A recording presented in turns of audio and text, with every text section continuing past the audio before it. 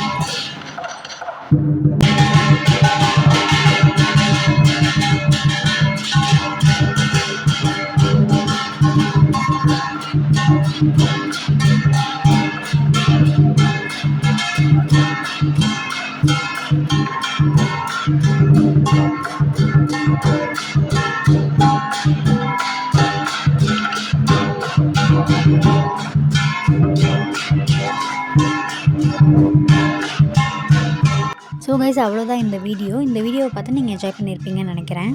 இந்த மாதிரி நெதர்லாண்ட்ஸில் நடக்கிற விஷயம்லாம் உங்களுக்கு தெரியணும்னா மறக்காமல் நம்ம சேனலை சப்ஸ்கிரைப் பண்ணி பெல் ஐக்கானை கிளிக் பண்ணி வச்சுக்கோங்க.